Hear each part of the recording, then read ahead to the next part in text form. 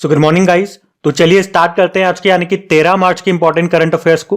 तो इस प्रश्न में आपसे पूछ रहे हैं अभी हाल ही में हरियाणा के 11वें नंबर के मुख्यमंत्री के रूप में किसने शपथ ली है? तो आंसर होगा नायब सैनी ने। आप जानते हो अभी तक हरियाणा के मुख्यमंत्री हम पढ़ते आ रहे हैं मोहन लाल खट्टर जी थे। 2014 से वो हरियाणा के मुख्यमंत्री थे। एक्चुअली में हरियाणा में अभी बीजेपी और जेजेपी यानी कि जन नायक जनता पार्टी के गठबंधन की सरकार हुआ करती थी, पर अभी 12 मार्च 2024 को जो दुष्यंत चौटाला के नेतृत्व वाली जेजेपी है उसने बीजेपी के साथ अपना गठबंधन तोड़ दिया। इस कारण मनोहर लाल खट्टर जी को अपने पद से इस्तीफा देना पड़ा। और आपको बता दूं वे हरियाणा में बीजेपी के पहले मुख्यमंत्री थे। तो अब हरियाणा में गठबंधन की सरकार टूट गई, तो उसके बाद बीजेपी ने निर्दलियों के साथ मिलकर के अपना बहुमत हासिल किया और अपनी सरकार बनाई और मुख्यमंत्री बने बीजेपी के नायब सैनी। और इस तरह से वे हरियाणा के 11वें नंबर के मुख्यमंत्री बने। उन्हें हरियाणा के जो गवर्नर है बंडारू दत्तात्रेय उन्होंने शपथ दिलाई। तो ये बिल्कुल पॉइंट टू पॉइंट मैंने आपको चीजें बता दी हैं। अभी तक कौन मुख्यमंत्री थे, किसकी सरकार चल रही थी, किसका गठबंधन था, गठबंधन टूट गया, मनोहर लाल खट्टर जी हरियाणा में बीजेपी के पहले मुख्यमंत्री रहे थे, इस्तीफा देना पड़ा इस कारण से, बीजेपी ने फिर से सरकार बनाई और बीजेपी के अभी नए मुख्यमंत्री बन गए कौन? नायब सैनी। कौन से नंबर के बन गए? 11वें नंबर के बन गए, ये भी मैंने आपको बता दिया। अच्छा, ये विष्णुदेव साय ये आप जानते हो कहां के हैं? छत्तीसगढ़ के मुख्यमंत्री हैं। चंपई सोरेन अभी झारखंड के बने थे। लाल दुहोमा ये भी अभी बने थे दिसंबर में ही। कौन? कहां के? मिजोरम के। और अभी दिसंबर में ही मध्य प्रदेश के बने थे मोहन यादव, राजस्थान के बने थे भजन लाल शर्मा और तेलंगाना के बने थे रेवंत रेड्डी। ये भी सभी बिल्कुल नए मुख्यमंत्री हैं, इनको भी याद रखना। बाकी बात हरियाणा की है तो ये रहा मैप में हरियाणा। तो कैपिटल होती है चंडीगढ़। आपने कहा नए मुख्यमंत्री बन गए कौन? नायब सैनी। गवर्नर है बंडारू दत्तात्रेय। और अभी आपको याद होगा विजय हजारे ट्रॉफी 2023-24 का आयोजन जो हुआ था गुजरात में, उसको हरियाणा ने जीता था, राजस्थान को हराया था। अभी अंतरराष्ट्रीय गीता महोत्सव 2023 का आयोजन हरियाणा के कुरुक्षेत्र में हुआ, जिसमें पार्टनर स्टेट कौन था? असम था। यहाँ पे प्राण वायु देवता पेंशन योजना शुरू हुई थी। क्रेच नीति को शुरू करने वाला पहला राज्य बना था हरियाणा। मेरा बिल मेरा अधिकार योजना यहाँ पे शुरू हुई थी। हमने पढ़ा था भारत की पहली हाइड्रोजन से चलने वाली ट्रेन ये हरियाणा में ही शुरू होगी। और देश का पहला इंडियन एयरफोर्स का भारतीय वायुसेना का हेरिटेज सेंटर ये बना चंडीगढ़ में। चंडीगढ़ एयरपोर्ट का नाम भगत सिंह जी के नाम पे रख दिया गया। और नॉर्थ इंडिया का पहला परमाणु संयंत्र कहाँ पे बना? फतेहाबाद हरियाणा में। हरियाणा में दृश्य योजना शुरू हुई थी। और 100% विद्युतीकृत रेलवे नेटवर्क वाला भारत का पहला राज्य बना था हरियाणा। ई अधिगम योजना यहाँ पे शुरू हुई थी। चिराग योजना यहाँ की है। दयालु योजना यहाँ पे शुरू हुई थी। और हड़प्पा संस्कृति का सबसे बड़ा संग्रहालय ये कहाँ पे बन रहा है? हरियाणा के राखीगढ़ी में। अंतरराष्ट्रीय सूरजकुंड मेले का आयोजन जो हुआ था वो हरियाणा के फरीदाबाद में हुआ था। और पिछले साल ये इसका 36वां संस्करण था। तो हरियाणा से ये पॉइंट्स याद रखना। अगला प्रश्न देखते हैं। फिर आपसे पूछ रहे अभी हाल ही में किसने प्रित्जकर पुरस्कार 2024 को जीता? तो आंसर होगा रिकेन यामामोटो ने। यहां हम बात कर रहे हैं प्रित्जकर पुरस्कार की, जिसे वास्तुकला का नोबेल पुरस्कार, आर्किटेक्चर का नोबेल पुरस्कार कहा जाता है। और किसने जीता अभी?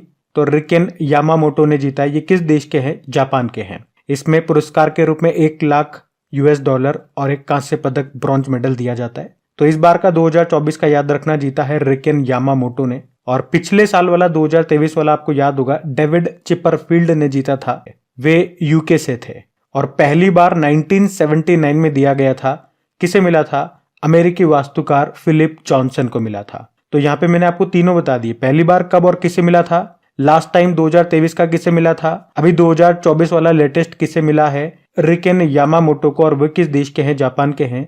ये प्रित्जकर पुरस्कार है, मैंने आपको कहा वास्तुकला का नोबेल पुरस्कार इसे कहा जाता है। तो पॉइंट टू पॉइंट सारी चीजें मैंने आपको बता दी, आपको ऐसे याद रखना है। बाकी ऑप्शन देखो आप, मजा आएगा। क्रिस्टीना पिस्कोवा अभी हमने पढ़ा था मिस वर्ल्ड 2024 का खिताब इन्होंने जीता, ये चेक रिपब्लिक की है।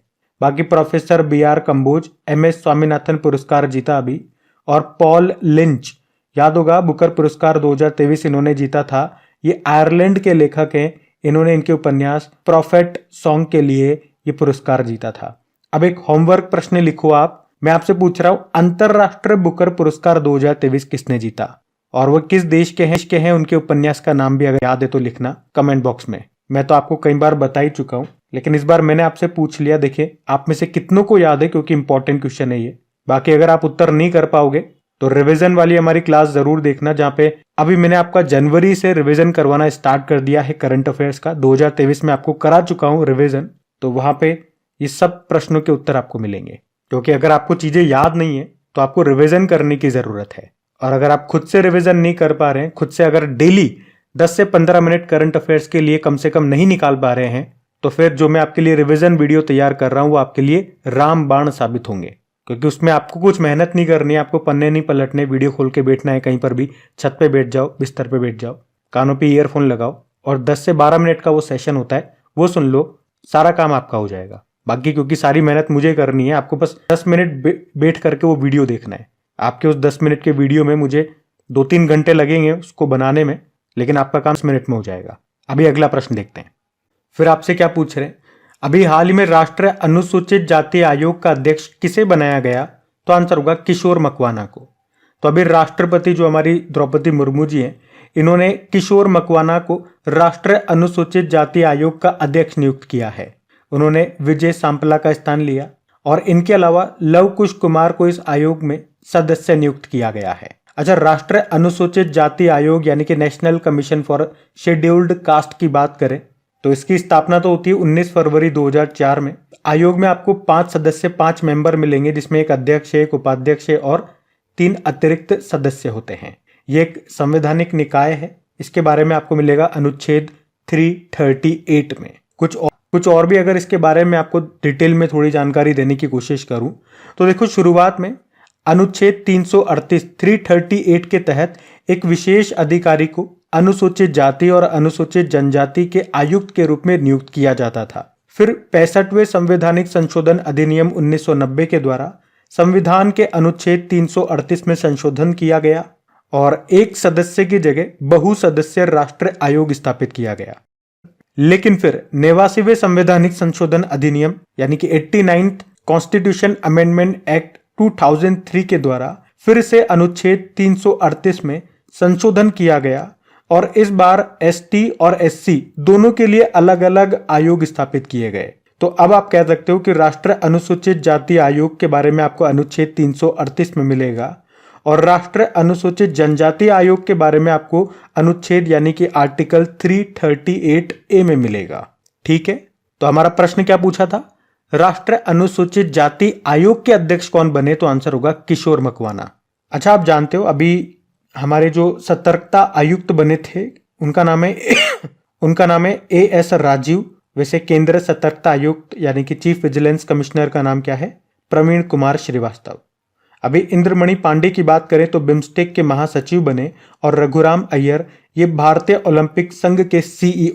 वैसे भारतीय ओलंपिक संघ की पहली महिला अध्यक्ष आपकी PT उषा है। अच्छा, इसी तरह से मैं आपको याद दिलाना चाहूं, अभी कुछ दिन पहले आप लोगों ने पढ़ा होगा कि राष्ट्रीय अनुसूचित जनजाति आयोग का सदस्य किसे नियुक्त किया गया था?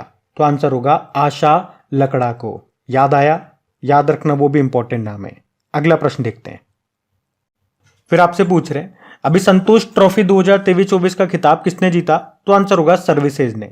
अच्छा, संतोष ट्रॉफी का संबंध किससे है? फुटबॉल से है, एक तो ये याद रखना। और अभी संतोष ट्रॉफी 2023-24 का आयोजन ये हुआ था अरुणाचल प्रदेश में जो गोल्डन जुबली स्टेडियम है वहां पे खेला गया। और इस बार ये इसका कौन सा संस्करण था? 77वां एडिशन था। कौन विजेता रहा? सर्विसेज टीम रही, 7वीं बार विजेता रही। सर्विसेज मतलब सेना। तो हमारी जो आर्मी है वो यूनाइट होकर के सर्विसेज के रूप में खेलती है, वही है ये। सेना बोल दो हिंदी में या इंग्लिश में सर्विसेज बोल दो। और इन्होंने किसको हराया या उप विजेता रनर अप कौन रहा? तो गोवा रहा। अच्छा, मैं आगे बढ़ूं उससे पहले आप कमेंट बॉक्स में एक प्रश्न का उत्तर दो। अभी हमारी सेना या आर्मी एक और टूर्नामेंट हुआ था, उसमें भी टॉप पे रही थी। मैं आपको बताऊंगा, लेकिन पहले आप कोशिश करो मैं किसकी बात कर रहा हूं। बाकी संतोष ट्रॉफी की बात करें तो इसकी शुरुआत हुई थी 1941 में। इसमें अभी तक की सबसे सफल टीम पश्चिम बंगाल है। 32 बार खिताब जीत चुकी है वो। और इसका आयोजन करता है अखिल भारतीय फुटबॉल महासंघ, ऑल इंडिया फुटबॉल फेडरेशन, जिसकी स्थापना होती है 1937 में और उसके अध्यक्ष कल्याण चौबे हैं। अभी मैंने आपसे पूछा था एक प्रश्न, तो उसका उत्तर होगा खेलो इंडिया विंटर गेम्स 2024, जो कि इस बार 4था संस्करण था। लद्दाख और जम्मू कश्मीर में हुआ था। उसका मैस्कॉट यानी कि शुभंकर शीन ए शी या फिर शान था जो रिप्रेजेंट करता है स्नो लेपर्ड को, हिम तेंदुए को, और उसमें टॉप पे सेना रही थी, आर्मी। और संतोष ट्रॉफी को भी सर्विसेज ने ही जीता है। तो इस तरह से आप याद रखना, इंपॉर्टेंट क्वेश्चन है ये। अभी अगला प्रश्न देखते हैं। फिर आपसे पूछ रहे अभी हाल ही में किस राज्य ने निंगल नालामा योजना शुरू की है? तो आंसर होगा तमिलनाडु। तो अभी तमिलनाडु सरकार ने निंगल नालामा योजना को शुरू किया, जिसका मतलब होता है क्या आप ठीक हैं। तो इस योजना का उद्देश्य क्या है? तो जितनी भी योजनाएं राज्य में चल रही है उसके कार्यान्वयन की समीक्षा करना, मतलब सब सही से तो चल रही है ना, लोगों को इसका फायदा तो मिल रहा है ना, ये सब देखना, और जनता की शिकायतों का समाधान करना, ये इस योजना का मुख्य उद्देश्य है। योजना का नाम याद रखना, निंगल नालामा योजना। कहां पे शुरू हुई? तमिलनाडु में। अब बात तमिलनाडु की है तो ये रहा मैप में तमिलनाडु। देखो यहाँ की कैपिटल चेन्नई है। चेन्नई में आपको चमड़ा अनुसंधान केंद्र मिलेगा। भारत का पहला निजी रॉकेट इंजन कारखाना ये यहीं पे खुला था। यहाँ के मुख्यमंत्री हैं MK स्टालिन, जिनकी आत्मकथा ऑटोबायोग्राफी आई थी, उसका नाम है उंगलिल ओरुवन, और गवर्नर है RN रवि। उसके अलावा यहाँ पे सत्यमंगलम टाइगर रिजर्व आपको मिलेगा, जिसे TX2 अवार्ड भी मिला था। क्लासिकल डांस भारतनाट्यम है यहाँ का। यहाँ पे 2 न्यूक्लियर पावर प्लांट आपको मिलेंगे, कुडनकुलम न्यूक्लियर पावर प्लांट और कलपक्कम न्यूक्लियर पावर प्लांट।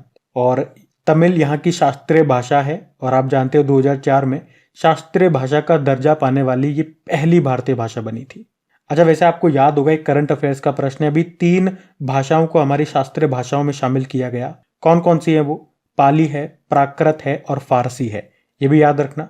और जल्लीकट्टू त्योहार ये यहाँ का बड़ा फेमस त्योहार है। बाकी कुछ नेशनल पार्क में आपको बताऊं तो Mudumalai national park, Guindy national park, Anamalai national park यानी कि इसे इंदिरा गांधी नेशनल पार्क भी बोलते हैं, एक मुकुर्ती नेशनल पार्क आपको यहाँ पे मिलेगा। यहाँ का राजकीय पशु नीलगिरी ताहर है। राजकीय पक्षी पन्ना कबूतर यानी कि एमराल्ड डोव है।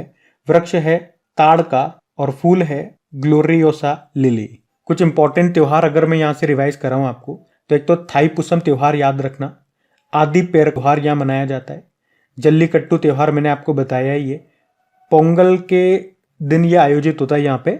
और जल्लीकट्टू में एक सांड को कंट्रोल करना होता है, मैंने बताया आपको। हेतई अम्मान उत्सव मनाया गया था इसी साल स्टार्टिंग में। तो ये तो कुछ यहाँ के इंपॉर्टेंट महोत्सव हो गए।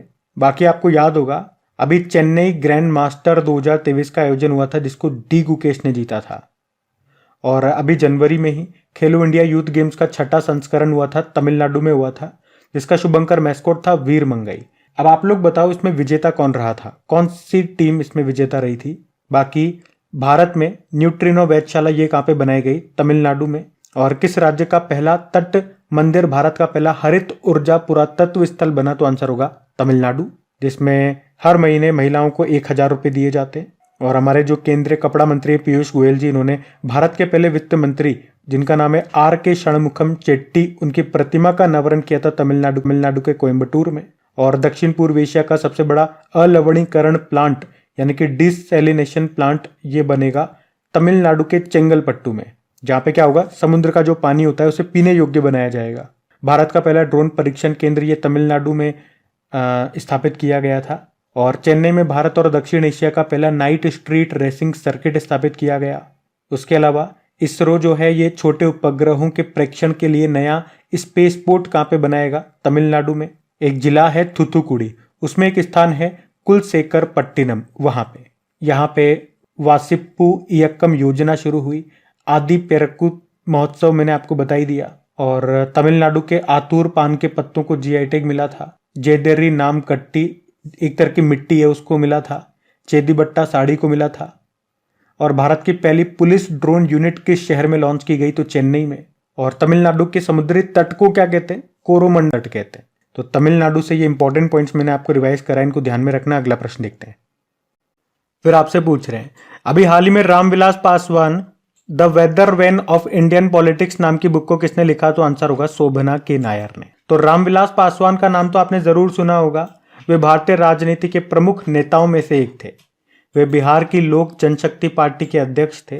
वे 9 बार लोकसभा सांसद और 2 बार राज्यसभा सांसद रहे थे। और अभी आपको बता दूं लेटेस्ट 2019-20 में वो उपभोक्ता मामलों के केंद्रीय मंत्री भी रहे। उससे पहले वो केंद्रीय रसायन व उर्वरक मंत्री रहे, केंद्रीय सूचना मंत्री रहे, भारत के रेल मंत्री तक वे रहे थे। लेकिन अभी 2020 में उनका निधन हो गया। तो उन्हीं के जीवन पर यह बुक लिखी गई है जिस बुक का नाम है Ramvilas Paswan the weather vane of Indian politics. किसने लिखा है? शोभना के नायर ने लिखा है। अब देखो बुक वाला प्रश्न है, तो आपको 2024 की 10 इंपॉर्टेंट बुक्स में आपको रिवाइज करा रहा हूं। बिल्कुल ध्यान से सुनना, ये सारी 2024 वाली है। तो एक बुक आपने पढ़ी होगी संस्कृति के आयाम नाम से, इसको लिखा था मनोरम मिश्रा ने। मनोज मुकुंद नरवणे हमारे पूर्व आर्मी चीफ है, इनकी ऑटोबायोग्राफी जरूर याद रखना, 4 स्टार्स ऑफ डेस्टिनी।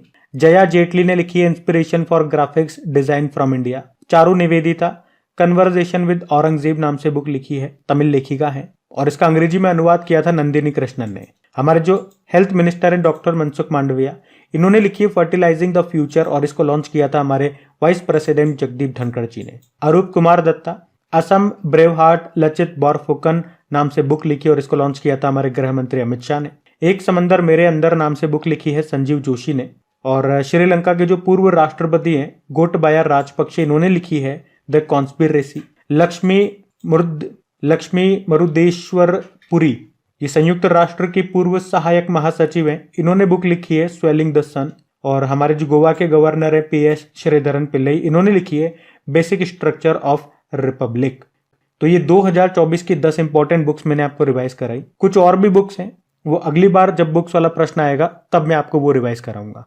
तो इसी तरह से बार बार इन बुक्स को हम रिपीट करते रहेंगे तो ये आपको याद होती रहेंगी। अभी अगला प्रश्न देखते हैं। फिर आपसे पूछ रहे हैं, अभी हाल ही में प्रधानमंत्री नरेंद्र मोदी ने देश का पहला एलिवेटेड अर्बन एक्सप्रेस वे का उद्घाटन कहां पे किया? तो आंसर होगा हरियाणा में।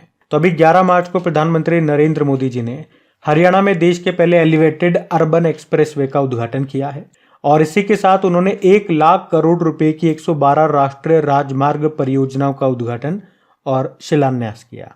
तो ये जो देश का पहला एलिवेटेड अर्बन एक्सप्रेस वे है, ये द्वारका एक्सप्रेस वे है। इसका निर्माण 4100 करोड़ रुपए की लागत से हुआ। ये देश का पहला ऐसा एलिवेटेड एक्सप्रेस वे है जो सिंगल पिल्लर पर 8 लेन रोड है। और ये द्वारका एक्सप्रेस वे कितना लंबा है? तो आंसर होगा 29 किलोमीटर, और इस पर 4 मल्टी लेवल इंटरचेंज है जो आप इस तरह से फोटो में देख सकते हो। और ये एक्सप्रेस वे दिल्ली से हरियाणा के गुरुग्राम को जोड़ेगा। अच्छा, अब यहाँ पे मैं आपको कुछ 10 ऐसे इंपॉर्टेंट प्रश्न बताऊंगा जो पहली बार से संबंधित है। जैसे कि देखो, अभी प्रधानमंत्री विश्वकर्मा योजना को लागू करने वाला पहला यूनियन टेरिटरी कौन सा बना था? जम्मू कश्मीर। फॉल्कन 9 रॉकेट से लॉन्च होने वाला भारत का पहला उपग्रह सैटेलाइट बना था GSAT-20। देश की पहली स्वास्थ्य और स्वच्छ फूड स्ट्रीट का नाम क्या है? यानी कि healthy and hygienic food street का नाम प्रसादम है, और ये आपको मिलेगी मध्य प्रदेश के उज्जैन में। भारत का पहला केंद्र वित्त पोषित गाय अभ्यारण्य आपको मिलेगा उत्तर प्रदेश के मुजफ्फरनगर में। जाति आधारित जनगणना शुरू करने वाला दूसरा राज्य पूछेंगे तो आंध्र प्रदेश, पहला पूछेंगे तो बिहार। भारत का पहला ग्राफीन नवाचार केंद्र, जिसको आप बोलोगे India innovation centre for graphene, ये किस राज्य में स्थापित किया गया? केरल में। देश में पहली बार सड़क दुर्घटना कम करने के लिए सड़क सुरक्षा बल का गठन किया था पंजाब ने। और सभी दुर्घटना संभावित स्थलों का मानचित्रण करने वाला यानी कि मैपिंग करने वाला पहला राज्य भी पंजाब है। और भारत का पहला रिसर्च IIT सैटेलाइट कैंपस कहां पे स्थापित होगा? उज्जैन में। और देश का पहला यूनिटी मॉल कहां पे बनेगा? तो भी आंसर होगा उज्जैन में। तो इस तरह से ये 10 इंपॉर्टेंट प्रश्न मैंने आपको रिवाइज कराए, यहाँ पे इनको ध्यान में रखना। अगला प्रश्न देखते हैं। और हाँ गाइज, एक बात मैं आपको बताना भूल गया, प्लीज अगर सेशन अच्छा लगे तो इसे लाइक जरूर करना, क्योंकि आप में से बहुत सारे स्टूडेंट्स हैं जिनको एक बार याद दिलाना पड़ता है, पढ़ाई में इतना खो जाते हैं कि भूल जाते हैं वो। तो आपका वीडियो बनाने में, आपका कंटेंट तैयार करने में मुझे बहुत मेहनत लगती है, इसलिए थोड़ा सा मैं आपको याद दिला देता हूँ। प्लीज आपको वीडियो की स्क्रीन पे टच करना है मात्र। मुझे घंटों लग जाते हैं इस वीडियो में मेहनत करने में, तब जाके आपका ये इतना बेहतरीन कंटेंट में तैयार कर पाता हूँ या तैयार करने की कोशिश करता हूँ। तो अगर आपको अच्छा लगता है, दिल से आपको इससे फायदा होता है, तो प्लीज इसे अप्रिशिएट जरूर कीजिएगा, ताकि मुझे भी अच्छा लगे और काम करने में, आपके लिए काम करने में मुझे भी मजा आए। और अपने दोस्तों के साथ में स्टडी ग्रुप में एक बार शेयर जरूर करना। आज की वीडियो का हम लाइक का टारगेट रखते हैं 7000 लाइक का। चलो अभी अगला प्रश्न देखते हैं। फिर आपसे पूछ रहे हैं कि मार्च 2024 में भारत ने अपनी पहली इंटरकॉन्टिनेंटल बैलिस्टिक मिसाइल का सफल परीक्षण किया है, इसका नाम क्या है? अग्नि 5। तो अभी भारत ने अपनी पहली इंटरकॉन्टिनेंटल बैलिस्टिक मिसाइल का सफल परीक्षण किया। ये missile multiple independently targetable re entry vehicle technology से लैस है, जिसकी रेंज 5000 किलोमीटर से भी ज्यादा है। और ये मिसाइल 1.5 टन तक न्यूक्लियर हथियार अपने साथ ले जाने में सक्षम है।